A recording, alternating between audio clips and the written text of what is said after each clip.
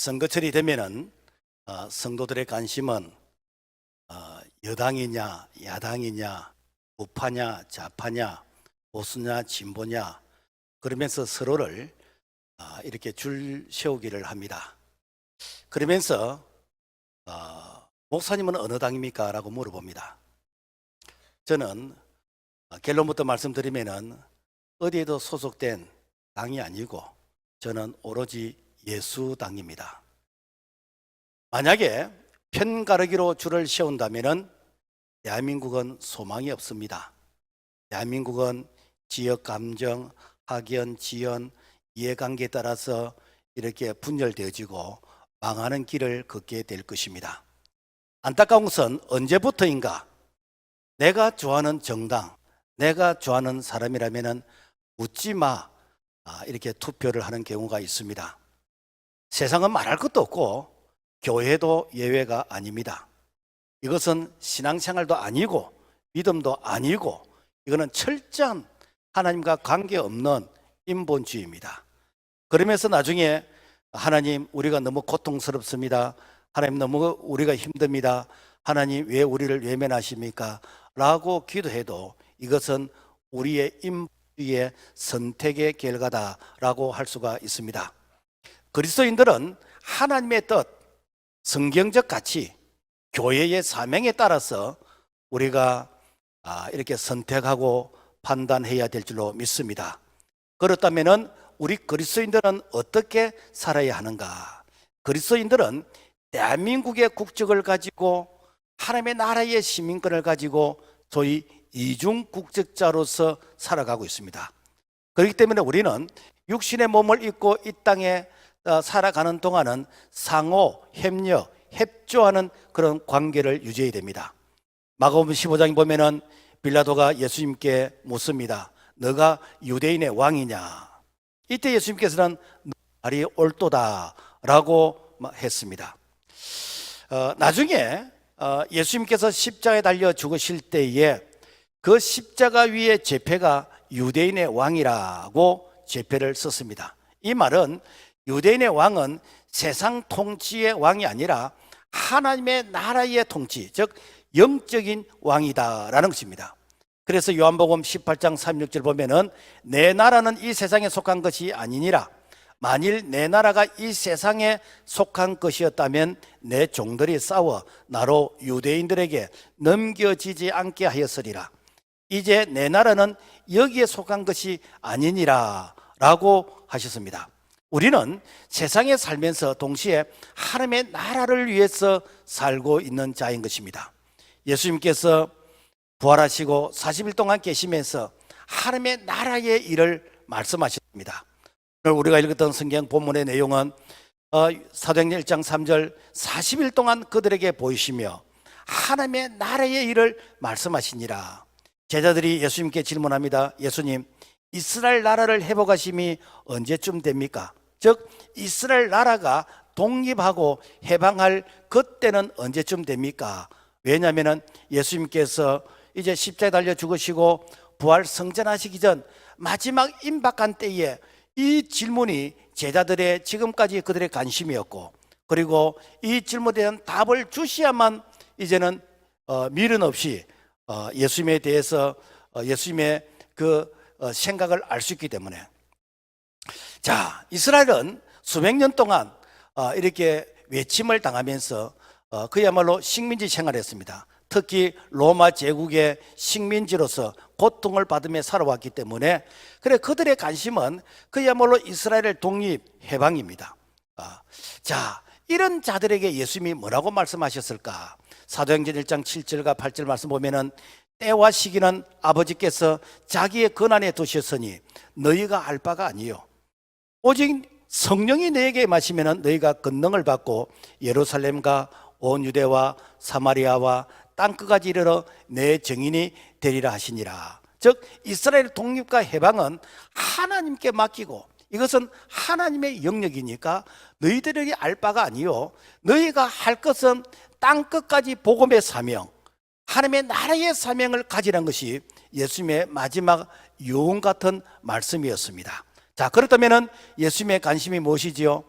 첫째, 시작과 끝이 하나님의 나라입니다.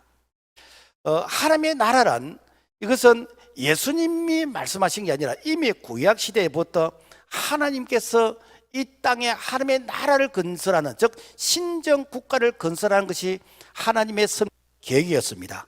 그래서 창세기 12장에서 하나님이 아브라함에게 약속하셨습니다. 창세기 12장 2절부터 3절 말씀 보면은 내가 너로 큰 민족을 이루고 너에게 복을 주어 너 이름을 창대하게 하리니 너는 복이 될지라. 땅의 모든 족속이 너로 말미암아 복을 얻을 것이라 하신지라. 즉 히브리는 하나님이 세우실 큰 나라, 큰 민족, 하나님께서 이 약속을 아브라함에게 허락하신 것입니다. 그리고 이제는 하나님께서 자기 백성들에게 계속해서 이 비전을 심어 주었습니다. 시편 145편 13절 주의 나라는 영원한 나라이니 주의 통치는 대대에 이르리로다. 세상의 나라는 나라가 건국되었다가 그 나라가 망하기도 하고 그러면서 변화가 있지만 하나님의 나라는 영원한 나라이고 하나님의 통치는 영원한 것인데 너희들이 세상에서 어떤 이런 변화와 시련과 역경이 있다 할지라도 절대로 하나님의 나라의 비전을 잊지 않아야 된다라는 것입니다. 또 하나님의 나라는 선지자들의 예언을 통해서 장차 이 땅에 메시아가 오실 것인데 메시아가 이 나라를 시다 라고 하면서 좀 더 구체적으로 말씀하셨습니다.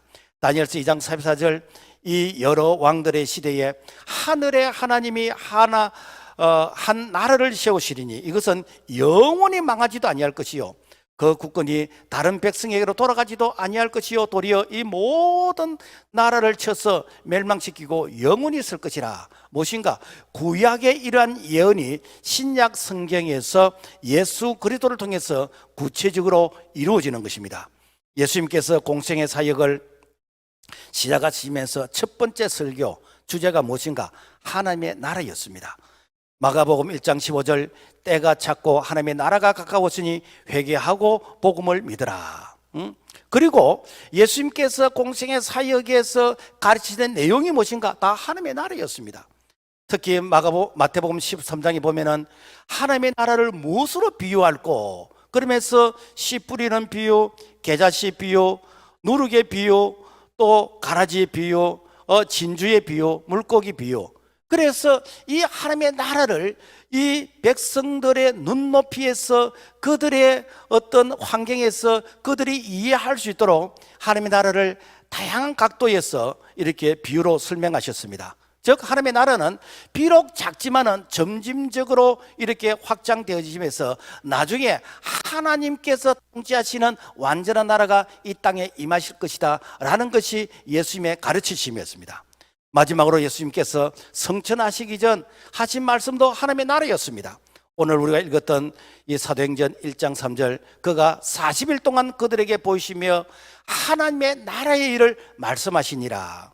그래서 하나님의 나라는 시작과 끝이 하나님의 이 나라에 대한 예수님의 관심이었고 말씀이었고, 그리고 하나님의 나라를 어떻게 확장하는가, 확장의 그 방법이 바로 성령이 너에게 임하시면은 너희가 권능을 받고 예루살렘과 온 유대와 사마리아 땅까지 이르러 내 증인이 되리라 라고 하시면서, 그래서 하나님의 나라는 already 이미 이 땅에 임했습니다. 그래서 마태복음 12장 28절 하나님의 나라가 이미 너에게 임하였느니라. 그리고 하나님의 나라가 아직 완성되지 않았습니다. Not yet. 아직까지 완성되지 않았는데 이 완성되지 않는 이 긴장 관계의 이 삶을 우리가 살아가고 있는데, 그래서 마태복음 24장 14절 보면은 이 천국 복음이 모든 민족에게 증언되기 위하여 온 세상에 전파되리니 그제야 끝이 오리라. 그래서 이 천국 복음이 땅까지 전파되면, 즉 하나님의 이 통치의 영역이 땅 끝까지 전파되면은 그때 우리 예수님께서 재림주로 오셔서 이제는 천년 왕국이 이루어진다라는 것입니다. 그렇다면은 오늘 우리의 관심은 뭐가 되어야 되지요? 하나님의 나라인 것입니다. 오늘 우리는 처음부터 끝까지 모든 영역에서 하나님의 나라의 백성으로서 우리가 하나님의 나라를 확장하는 일에 쓰임받을 때에 일하라고 하나님께서 우리에게 은혜를 주시고, 일하라고 재능을 주시고 하나님께서 우리에게 건강과 물질의 축복과 범사의 은혜를 베풀어 주시는 것은 하나님의 나라를 위해서 쓰임받으라고 우리에게 은혜를 주시고 구원해 주신 줄로 믿습니다. 자, 그렇다면 우리가 하나님의 나라라는 이 말이 다양하게 표현이 되집니다. 그래서 하나님 나라의 명칭을 보면은 이 복음서에서 약 한 100번 이상 하나님의 나라, 천국이란 이런 말이 다양한 그런 표현에서 이렇게 나타나고 있는데, 그래서 이 하나님의 나라를 헬라로 바실레야 그럽니다. 이 바실레야의 이 뜻 속에는 천국, 천당, 낙원, 새 예루살렘, 또 하나님의 집, 영원한 나라, 새하늘과 새 땅, 뭐 셋째 하늘, 하늘 보좌, 뭐 이런 많은 이런 표현들이 있습니다. 이 표현들을 딱 이렇게 묶으면 무엇인가? 바로 하나님의 나라. 그래서 The Kingdom of God, 하나님의 나라인 것이고, 천국, The Kingdom of Heaven. 그래서 이걸 다 묶으면 무엇인가? 하나님의 나라인 것이고 천국인 것입니다. 그래서 당시 유대인들은 이 하나님의 이 나라를 하나님이 통치하시는 나라이기 때문에 이것은 물질적으로 풍요할 것이고, 그리고 아주 강한 나라일 것이다 라고 생각했습니다. 그래서 그들이 생각했던 하나님의 나라는 마치 다윗이 주변 나라들을 다 흡수 통일해서 조공을 받는 것처럼, 우리가 그동안에 이렇게 주변 나라에 의해서 많은 이렇게 식민지의 고통을 당했는데 다윗 같은 이런 메시아가 오셔서 그래서 우리가 한번 명예 회복을 하게 되지는 그런 강대국이 되는 그런 나라를 생각했어요. 그리고 또 예수님께서 오병이의 기적을 행하시니까 와, 정말 우리가 그동안에 춥고 배고픈 그런 삶을 살았는데 이제는 물질적으로 풍요한 이런 삶을 살 수 있을 것 같다. 그러면서 예수님을 향해서 이제는 이제 왕이 되어 달라고 그래서 예수야말로 우리의 그런 억압된 자를 해방시켜 줄 것이고 뿐만 아니라 우리의 배고픈 부분들을 해결해 줄 수 있다라고 생각하고 예수님을 왕으로 삼으려고 했습니다. 이때 예수님은 하나님의 나라에 대해서 정의를 합니다. 로마서 14장 17절, 하나님의 나라는 먹는 것과 마시는 것이 아니요 오직 성령 안에 있는 의와 평강과 희락이라. 즉 하나님의 나라는 복음과 성령으로 이루어지는 하나님의 통치 영역인데, 이것은 영적인 것이고 도덕적인 바로 그런 나라이다라는 것입니다.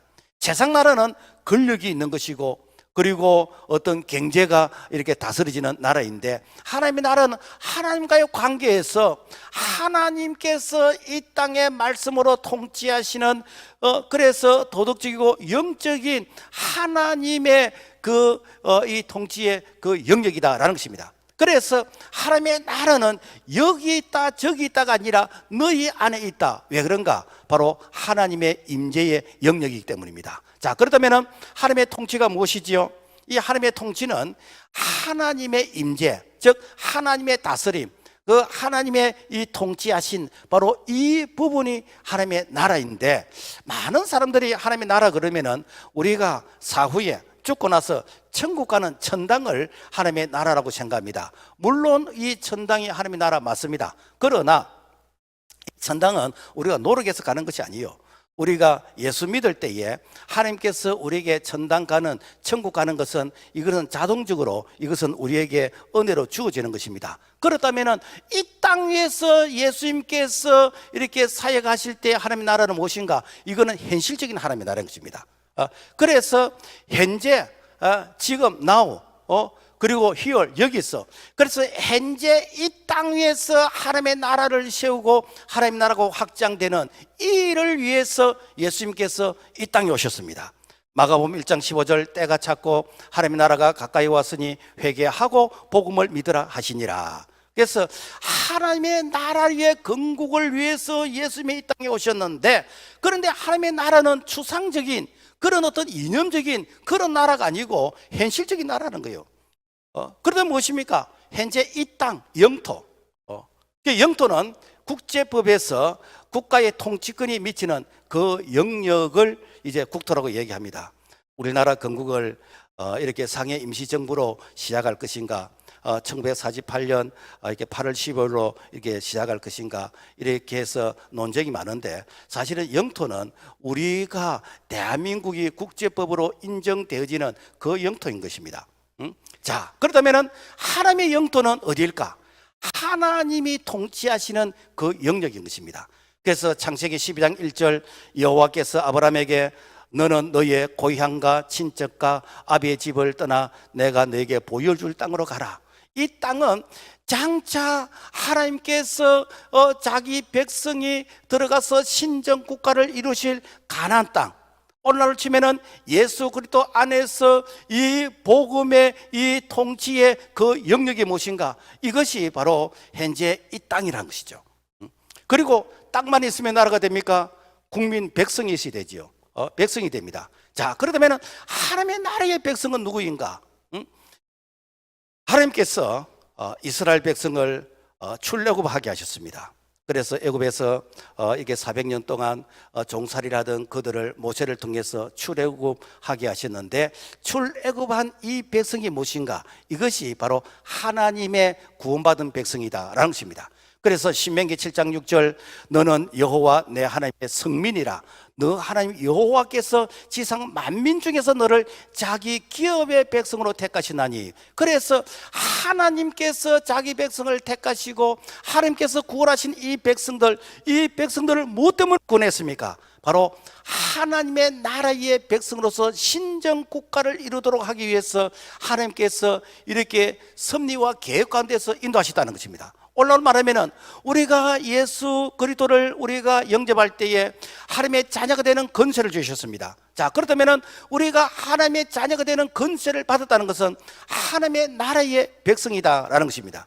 그리고 이제 하나님의 백성들이 자기 마음대로 살면 안 되잖아요.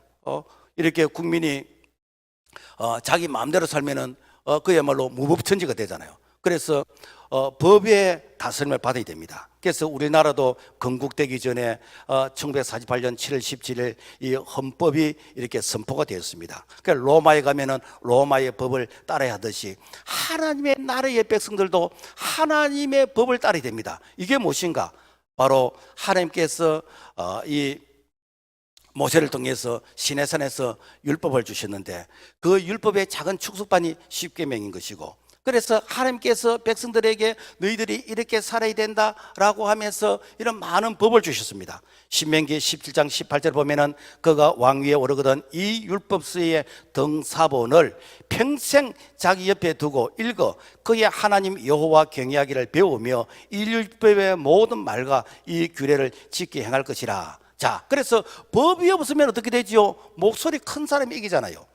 법이 없으면은 힘센 사람이 이렇게 좌지우지할 것입니다. 그렇지만은 하나님의 나라의 사람들은 어떻게 하는가? 목소리 큰 사람이 이기는 게 아니고 하나님의 말씀, 성경이 뭐라고 말씀하시는가? 하나님이 우리에게 뭐라고 말씀하시는가? 그래서 우리는 늘 이렇게 맞다 틀렸다고 논쟁할 때 성경이 뭐라고 말씀하시는지, 성경이 즉 하나님의 말씀이 우리의 판단의 기준이 되어야 될 줄로 믿습니다. 자, 그 다음에 이제 땅이 있고 이렇게 백성이 있고 그 다음에 이제 법이 있으면은 그 다음에 어떻게 되는가?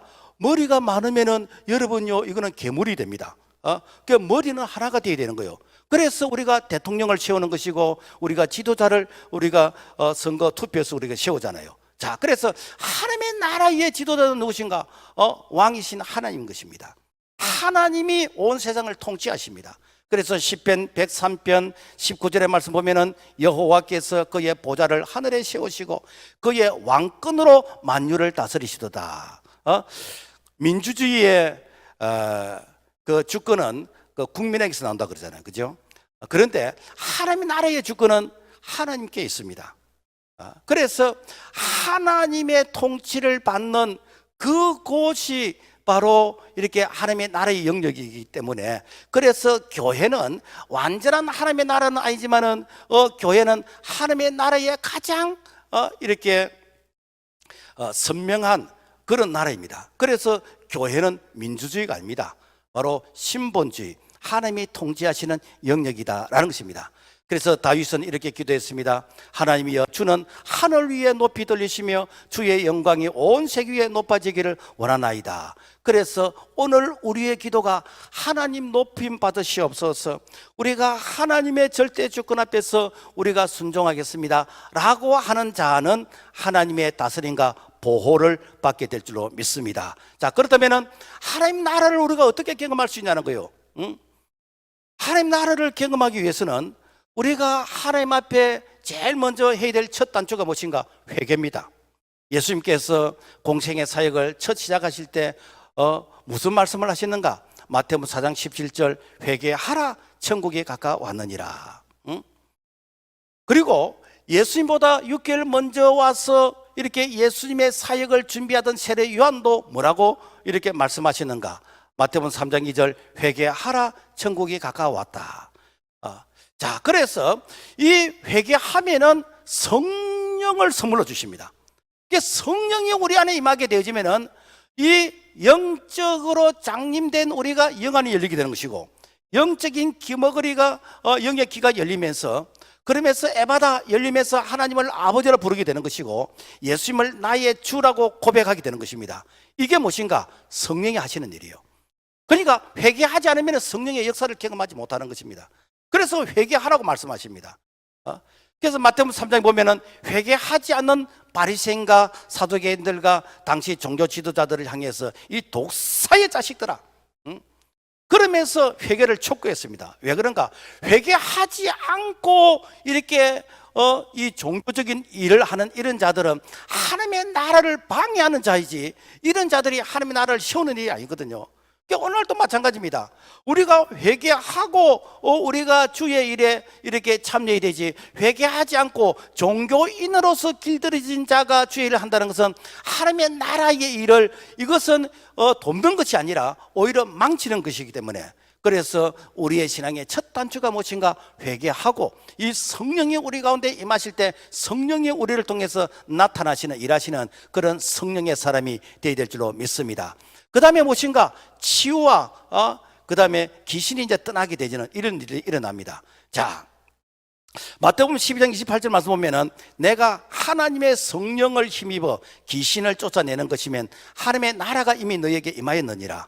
자, 여러분요, 귀신을 쫓아내려 그러면은 귀신보다도 더 센 자가 여러분 이렇게 힘을 써야 안 되겠습니까? 귀신보다도 약한 자가 어떻게 귀신을 쫓아내겠습니까? 그러면은 이 귀신보다 센 자가 누군가? 바로 하나님이시요, 삼위 하나님이신 것입니다. 그래서 삼위 하나님의 이름으로 귀신을 쫓아낸다는 것은 이거는 이미 하나님 나라가 임했다는 것입니다. 여러분, 우리가 어떤 존재지요? 하나님의 나라의 하나님의 백성이잖아요. 그래서 하나님의 나라의 하나님의 백성들에게는 하나님의 자녀의 권세를 주셨어요. 그래서 우리가 예수 이름으로 귀신을 쫓아내는 것입니다. 이것이 바로 무엇인가? 하나님의 나라가 임한 그 통치의 영역이다라는 것입니다.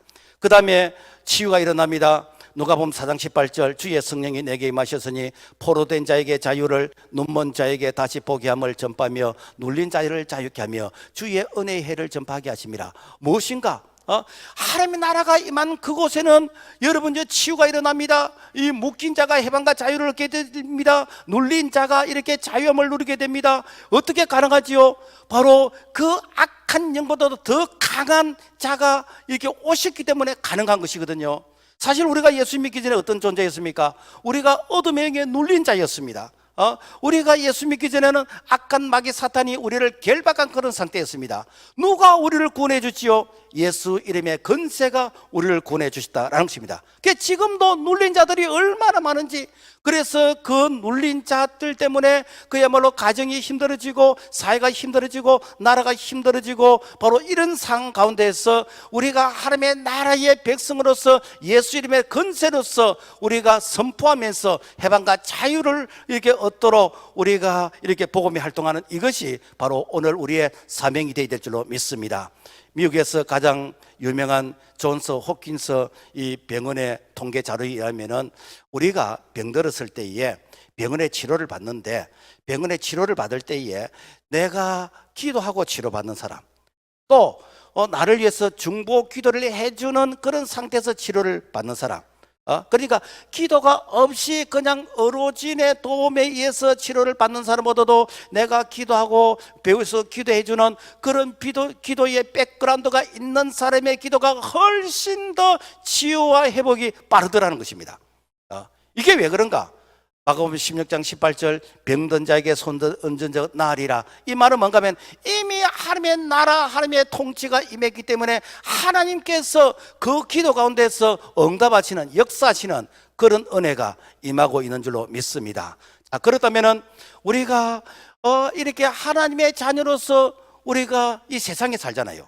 그러면은 이 세상 나라에 대한 의무는 어떻게 해야 될까? 자, 기독교인들이 대한민국 또 국민으로서 우리가 살아가면서 그러면 이 국가에 대한 우리가 어떤 태도를 취해야 될까? 자, 먼저 국가의 권위에 복종해야 됩니다. 로마서 13장 1절 각 사람은 위에 있는 권세들에게 복종하라. 권세는 하나님으로부터 나지 않음이 없나니 모든 것에는 다 하나님께서 정하신 바라. 이 권세란 이 말은 통치자, 그래서 대통령만을 의미하는 것이 아니고 법으로서 이렇게 집행하는 이런 모든 이 영역들이 사실은 권세에 해당됩니다. 경찰이라든지 뭐 어떤 공무원이라든지 군인이라든지 뭐 법관이라든지 뭐 소방관이라든지 왜 하나님이 이런 부분을 세워 놓으시는가? 우리 하나님은 무질서의 하나님이 아니고 질서의 하나님이기 때문에 그래서 하나님의 백성들을 보호하기 위해서 이런 법을 통해서 하나님께서 자기 백성을 제도권 안에서 우리를 보호하시는 그런 하나님의 이 섭리 방법이다라는 것입니다. 그런데 마귀는 이 권위를 무시합니다. 그래서 국가의 권위를 무시하고 가정의 권위를 무시하고 교회의 권위를 무시하고 그래서 이 권위를 인정하지 않으려고 그래요. 여러분, 왜 에덴 동산에서 아담과 하와가 범죄하게 됐습니까? 이 마귀가 권위에 도전하는, 하나님께서는 이렇게 선악과를 먹지 말라, 먹는 한 반드시 죽으리라고 그랬는데 이 마귀가 뭐라고 했습니까? 죽을까 하노라. 안 죽을 수도 있다라는 것입니다. 그래서 권위에 도전한 것입니다. 그래서 마귀가 있는 곳은 어디든지 권위를 인정하지 않으려고 그래요. 그래서 권위를 인정하지 않으니까 어떻게 되죠? 분열이 일어난 것이고 그리고 반란이 일어나는 것입니다. 그래서 우리는 이렇게 하나님이 다스리는 통치의 이 영역을 인정한다는 것은 우리가 권위에 인정해야 됩니다. 그래서 가정에 권위가 있어야 되는 것이고 교회에 권위가 있어야 되는 것이고 학교에 권위가 있어야 되는 것이고 이 사회에 권위가 있어야 되는 거고, 이것은 무엇인가? 이것은 하나님께서 자기 백성을 보호하시는 섭리이다라는 것입니다. 그 다음에 국가에 대한 의무를 우리가 다해야 됩니다.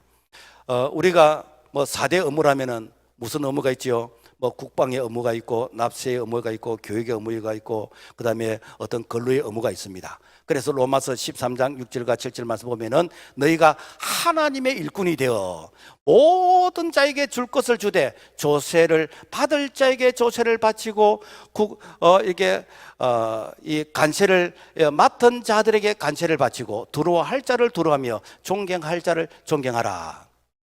그리스도인들은 국가에 대한 의무를 다해야 됩니다.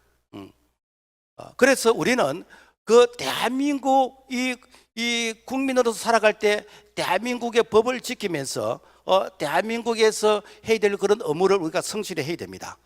특별히 지금은 또 이렇게 선거철인데 국민으로 의무로서 투표권에 우리가 참여하고 그리고 불법 선거를 감시하고 온전한 주권 행사를 하는 거, 이게 국민으로서의 그런 의무인 것입니다. 자, 그리고 국가와 정부를 위해서 기도하라는 것이죠. 디모데서 2장 1절과 2절 말씀 보면은 모든 사람을 위하여 간구와 기도와 도구와 감사를 하되 임금들과 높은 지위에 있는 모든 사람을 위하여 하라. 이는 고요하고 평안한 생활을 하려 함이라. 자, 예수 믿는 사람들은 대통령이나 정부의 어떤 통치 지도자들, 국회의원들 이런 모든 분들을 위해서 기도하라는 것입니다. 그들을 내가 좋아해서 기도한다는 게 아니라 그분들이 바른 판단과 그들이 바른 이런 세계관을 가지고 이렇게 국정을 운영해야 백성들이 평안할 수 있습니다.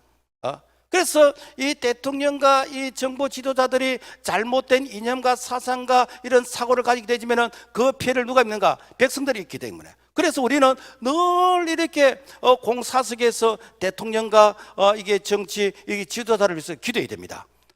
우리가 성경에도 보면은 이렇게 왕들이 나를 위해서 기도한 일들이 많이 있었잖아요. 히스기야 왕은 그 우상 숭배하는 그 이렇게 나라를 향해서 회개 기도하면서 그러면서 하나님, 내가 지금 죽게 되어졌는데 이대로 죽으면은 내가 하나님 앞에서 어떤 면목이 있습니까? 그러면서 회개 기도합니다. 우상 숭배를 향해서 회개합니다. 그랬더니 하나님께서 15년 동안 생명을 연장시켜 주셨어요. 느헤미야도 마찬가지입니다. 이게 조국 이스라엘이 이렇게 이 바벨론 포로가 되어서 이 성전이 해파되고 있을 때 눈물로서 이렇게 기도하게 됩니다. 이런 것들이 무엇인가? 이게 나라를 위해서 기도하는 것이고, 이게 대통령과 그리고 백성들이 함께 기도해야 될 그런 기도의 사명인 것입니다. 우리가 6.25 전쟁 때 전 국토가 다 공산화되어지고 낙동강을 중심으로 해서 경남, 부산 일부만 이렇게 남았을 때, 그때에 피난 온 사람들이 부산 초랑교회에서 약 한 250여 명의 목사님과 장로님들이 모여서 금식하면서 회개하면서 기도했습니다. 하나님께서 그 기도를 들으시고 그야말로 인천 상륙 작전이 그야말로 5,000분의 1의 그런 확률이, 하나님께서 이 민족을 불쌍히 여기시고 기도하는 이 민족을 통해서 하나님께서 다시 회복시켜 주셔서 오늘의 우리 자유 대한민국, 우리가 신앙의 자유를 누리게 되는 줄로 믿습니다. 자, 그렇다면 만약에 세상의 이 건세가 하나님의 뜻에 위배될 때에 그때는 우리가 어떻게 될 것인가? 이 정교 분리라는 이 말을 오해를 하면 안 돼요. 목사가 이렇게 이 정교 분리를 얘기하고 정치에 대해서 얘기하면 어떤 사람들은 몸살을 앓는 사람이 있고 어떤 사람들은 시험에 드는 사람인데, 이거는 무식이 충만해서 그렇습니다. 이 정교 분리란 말이 어디서 나온가 하면은 1600년 영국에서 헨리 이 8세가 이 기독교를 탄압할 때, 그때에 이 청교도들이 신앙의 자유를 찾아서 이 아메리카 신대륙으로 이주를 하게 되었습니다. 그래서 그들이 신앙의 자유를 보호받기 위해서 만든 법이 뭔가 하면은 정교 분리의 법입니다. 미국의 3대 대통령 토마스 이 제퍼슨 이 대통령이 우리가 영국의 역사를 그걸 삼아서 국가로부터 교회를 보호하기 위한 이 법이 무엇인가? 이게 바로 정교 분리의 원칙입니다. 그러니까 세상 정부는 교회를 탄압하는 법을 절대로 만들 수 없다. 세상 정부는 교회의 세금을 징수할 수 없다. 세상의 대통령은 교회 수장이 될 수 없다. 한마디로 교회를 그야말로 이렇게 보호하는 성령의 그 법이 무엇인가? 이게 정교 분리법이에요. 그런데 이 정교 분리의 이 법을 우리 대한민국이, 즉 이게 조선으로 있을 때에 우리가 일제 식민지 하에 있을 그때 당시에 95%가 그를 몰랐습니다. 그러니까 그야말로 가르치면은 그대로 예하는 그런 한 시대가 있었어요. 이때의 일본 사람들이 조선 사람이 자꾸만 독립운동을 하고 특히 교회가 독립운동에 앞장서고 하니까, 그래서 독립운동을 못하도록 이 정교분리를 거꾸로 가르쳐놨습니다. 교회는 정치에 참여하면 안 된다, 이게 정교분리다, 이렇게 가르쳐놨어요. 그리고 또 이렇게 해방된 이후에 이 군사 정부가 이제 들어서서 교회가 자꾸 이제 민주화 운동을 하고 그런 자꾸만 이게 교회가 이 정부에 대해서 여러 가지 시위를 하니까, 그러면서 어떻게 된가? 교회는 정부의 정치에 참여하면 안 된다라고 하면서 정교 분리의 본래의 이 원조 시작을 거꾸로 가르쳐 놨습니다.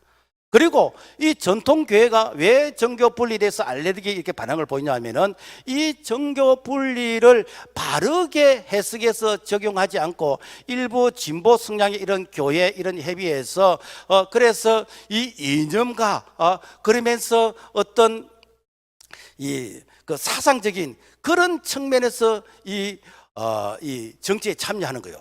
그러니까 이 진보 성향의 이런 사람들이 북한의 인권과 어떤 북한의 핵무기와 탈북 난민들과 그다음에 이 북한 사람들이 이렇게 감옥에 갇혀서 그야말로 인권을 보장받지 못하고 있는 이런 상황에 대해서는 침묵하면서, 남한의 이렇게 보안법이 철부해되어지고 남한의 이렇게 인권을 하면서, 그러면서 이렇게 동성애법이라든지 이렇게 포괄적 참배 건진법이라든지 이런 걸 주장하고, 미군 철수를 주장하고 정권 타도를 주장하고 이렇게 외치니까, 그러니까 보수 측에 있는 교회들이 교회는 정치에 참여 안 된다. 왜?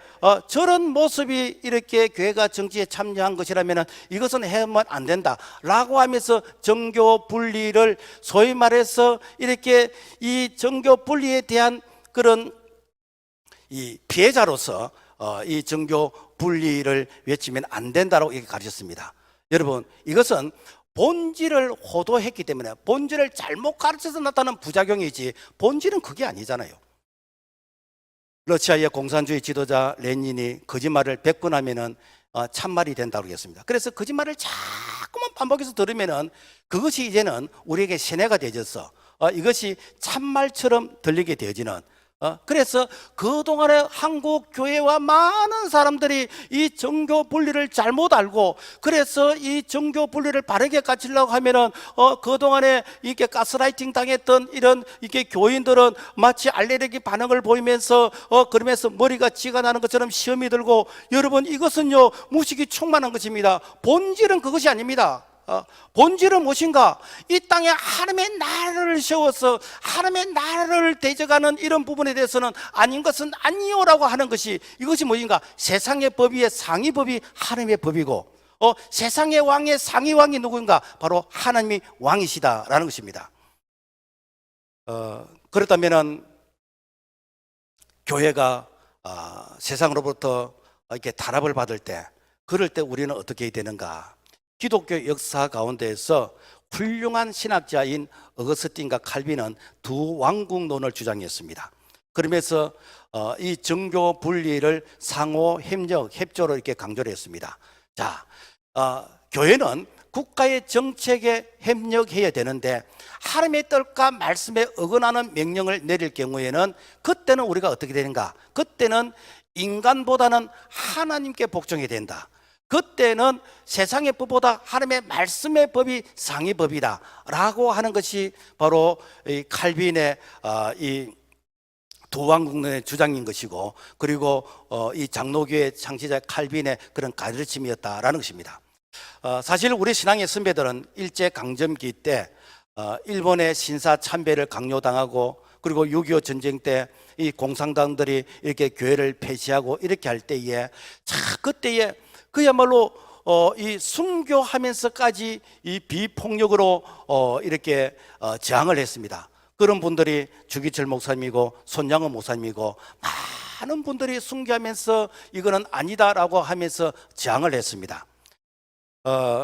독일의 히틀러가 600만 명의 유태인들을 학살할 때, 그때 독일 교회가 침묵을 했습니다. 그때에 저 미국에서 유학을 가 있던 본헤퍼 목사님이 미친 자에게 운전대를 맡길 수 없다라고 하면서 내가 독일에 돌아가서 이 독일 교회를 향해서 내가 외치되겠다, 독일 정부를 향해서 내가 외치되겠다라고 하면서 이 독일로 이게 갈러 갈 때 많은 이렇게 이 동료들과 그리고 이렇게 교회에서 말렸습니다.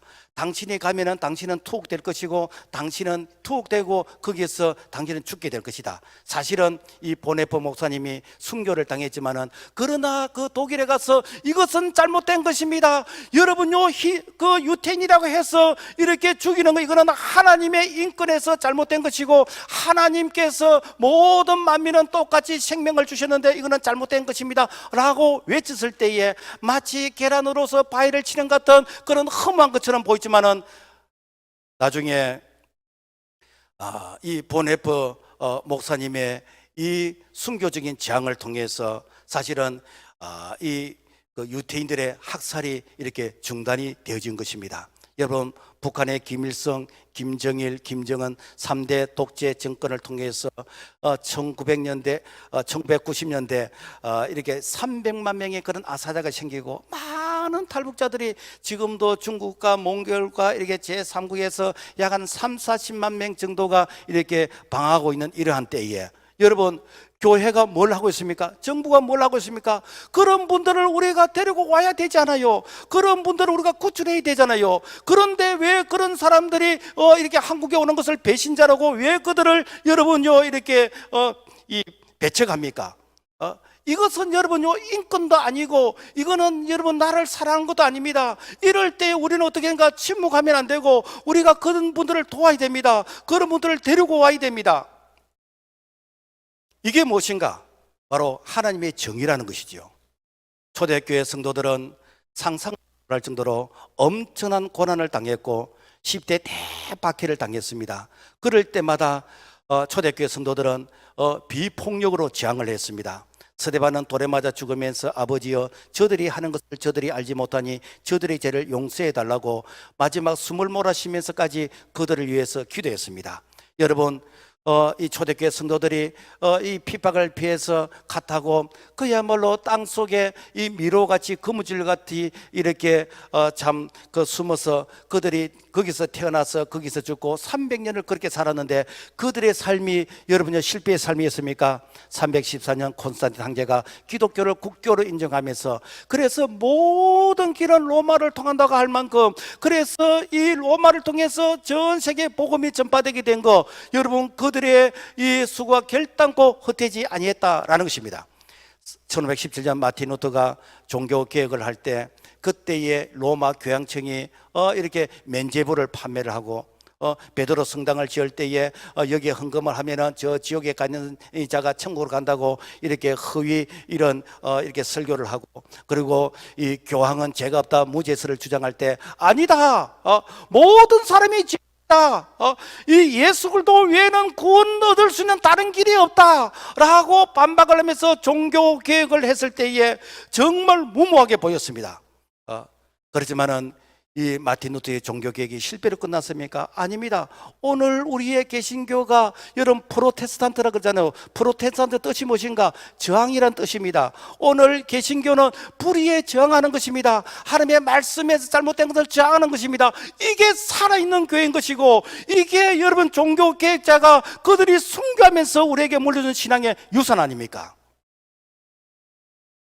그러므로 성도들은 이념의 잣대로서 편가르게 하지 말고 우리가 진리에서 우리가 이렇게 선악을 분별하고 우리가 판단이 될 줄로 믿습니다. 왜 교회가 정치에 참여합니까? 여러분 교회는 절대로 특정한 정당이나 특정한 지도자를 우리는 거절합니다. 만약에 우리가 묻지마 투표를 하고 편향된 이념의 투표를 한다면 이것은 하나님의 뜻도 아니고 이거는 믿음도 아니고 이것은 그야말로 하나님과 아무런 상관이 없는 인본주의입니다. 그리스도인들은 오직 예수, 오직 말씀, 오직 교회, 오직 복음, 즉 하나님의 나라가 이 땅 위에서 이렇게 건설되어지고 확장되어지는 그 일에 우리는 쓰임받아야 됩니다. 이것이 예수님의 가르침인 것이고 이것이 예수님께서 이렇게 시작과 끝 예수님의 가르치시는 그 하나님의 나라의 사역의 내용이다라는 것입니다. 자, 그렇다면 이를 위해서 오늘 우리의 교회의 가치와 그리고 성경적 이 가치관을 누가 대변해 주겠습니까? 여러분 국회의원 중에서 약 3분의 1이 기독교인이라 그러는데 그들이 정당에 들어가면은 교회 입장과 이 교회 가치관을 전달해 준 자는 누가 있습니까? 이럴 때에 비성경적인 이런 법안, 이런 사회주의, 공산주의 이런 사상과 이 동성혼법, 낙태합법, 포괄적 차별금지법, 종교차별금지법, 교회폐쇄법 이런 것들을 저지하고 이런 것이 잘못되었다라고 주장할 수 있는 그런 지도자, 그런 정당이 있다면 그런 사람들에게 우리의 입장을 대변해 주세요 라고 하는 것이 이것이 바로 교회가 이 정치에 참여하는 이 부분이랍니다. 교회가 뭐 어디에 고속도로를 내고 어디에 뭐 터널을 뚫는데 하라 하지 마라 그런 게 정치 잡는 게 아니라 하나님의 나라의 가치를 전달하고 가치를 대변해주는 바로 그러한 지도자 그런 정당이 있다면 좀 더 우리의 입장에 가까운 그 사람을 하나님이 세우신 사람 하나님이 보내신 사람으로서 우리가 지지하는 이것이 바로 정치인 것이지 우리가 뭐 정치에서 뭐 이렇게 왜 이렇게 경제개발 계획을 이렇게 세웁니까? 왜 이렇게 뭐 합니까? 그런 것에 간섭하는 정치가 아니라는 것이요. 우리는 하나님의 나라의 가치를 우리가 전달하고 세우는 이것이 교회의 목적이다라는 것입니다. 말씀을 맺겠습니다. 교회가 타락한 만큼 세상이 타락합니다. 다시 한번 교회가 하나님 나라 본질을 회복해서 그래서 교회가 하나님의 말씀의 가치를 지키고 하나님 나라의 이 비전을 우리가 이렇게 지킬 때, 그래서 이 땅에 정말 이렇게 이념의 어떤 정치, 지역 감정의 정치, 분열된 한국을 치유할 수 있는 유일한 대안이 바로 교회입니다. 그래서 교회가 여러분 바른 가치관을 가지고 하나님의 나라의 입장에서 이 한국을 이렇게 중심을 잡는다면은 오늘 한국의 이 고질적인 이 지역 변화 그리고 이념과 사상을 초월해서 이 땅에 하나님의 다스리신 하나님의 나라가 건설되어지고 확장되어지는 일에 우리 모두가 쓰임받는 영광스러운 자들이 되기를 주님의 이름으로 축복합니다. 하나님 아버지 감사합니다. 정말 하나님의 말씀과 본질에서 많이 벗어나 있는 이런 현실 가운데서 다시 우리가 주님의 관심, 하나님의 나라를 회복하는 이 일에 우리가 참여하게 하시고 쓰임받게 하여 주시고, 그래서 정말 하나님 앞에서 부끄럽지 않는 우리 믿음과 우리의 신앙이 될 수 있도록 도와주시옵소서. 예수님 이름으로 기도합니다. 아멘.